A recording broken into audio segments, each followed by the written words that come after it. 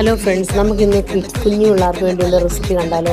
എല്ലാവർക്കും അറിയാവുന്ന ഒരു റെസിപ്പിയാണ്. അന്നാപ്പോലും ഞാൻ കുഞ്ഞുങ്ങൾക്ക് ഇന്ന് രാവിലെ ചെയ്തു കൊടുത്ത റെസിപ്പിയാണ്. നല്ല നാടൻ ഏത്തയ്ക്ക ചെറുതായിട്ട് വട്ടം അരിഞ്ഞ് അതിന് മുമ്പ് ചെറുതായിട്ട് ഒന്ന് സ്റ്റീം ചെയ്തെടുക്കണം.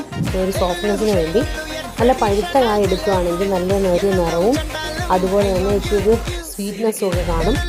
ഇത് നമ്മുടെ നാട്ടിൽ നിന്ന് കൊണ്ടുവന്ന ലാസ്റ്റ് കായ ഇരുന്നാണ്. കുഞ്ഞിന് വേണ്ടി കുറച്ച് കാവ ഉണ്ടെങ്കിലുണ്ടായിരുന്നു വീട്ടിൽ തന്നിട്ടാണ്. അപ്പം അതത്ര നല്ലതായതുകൊണ്ടാണ്. ചെറുതായിട്ടൊന്ന് സ്റ്റീം വരുത്തിയതിന് ശേഷം വട്ടത്തിൽ ചെറിയ കഷ്ണങ്ങളായി മുറുക്കിയതിന് ശേഷം ഒരു പാനിൽ കുറച്ച് നെയ്യ് ചേർത്ത് കൊടുക്കാം. നെയ്യ് ചേർത്ത് കൊടുത്തിട്ട് അത് നമുക്കിങ്ങനെ നന്നായിട്ടൊന്ന് വഴറ്റിയെടുക്കണം. പിന്നെ നമുക്ക് ഇതിന് ഇച്ചിരി മധുര കുറവായതുകൊണ്ട് മാത്രം ഒന്നെങ്കിൽ നമുക്ക്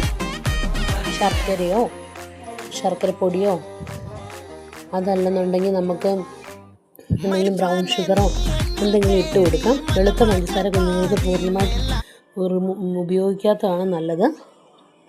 നമ്മൾക്ക് പോലും അത് നല്ലതല്ല.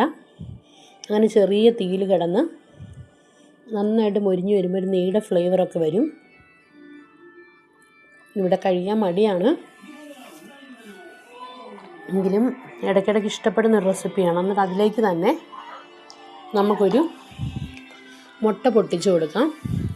ചെറുതായിട്ട് കുറച്ച് ഉപ്പും കൂടെ ചേർത്തതിന് ശേഷം നന്നായിട്ടൊന്ന് ചിക്കി തോർത്തിയെടുക്കാം. അങ്ങനെ ഇത് രണ്ടുമാണ് ഇന്ന് ഞാൻ കുഞ്ഞുവാക്കി കൊടുക്കുന്ന ബ്രേക്ക്ഫാസ്റ്റ്. മുഴുവനൊന്നും കഴിച്ചില്ലെങ്കിലും അതിൻ്റെ ഒരു കളറും ടെക്സ്ചറും ഒക്കെ കണ്ട് അച്ചയ്യെ കൊണ്ട് ഏൽപ്പിച്ചു. അപ്പോൾ ഞാൻ അടുത്ത ഉച്ചയ്ക്കത്തെ റെസിപ്പി ഫുഡ് ഉണ്ടാക്കാനായിട്ട് കയറുവാണ്. കുറച്ച് കഴിയുമ്പോൾ നമുക്ക് വന്ന് നോക്കാം എന്നായി റിസൾട്ട് എന്ന്. ഏത്തപ്പഴമൊന്നും പുള്ളി പൂർണ്ണമായിട്ട് കഴിച്ചില്ല, 3-4 സ്ലൈസേ കഴിച്ചുള്ളൂ.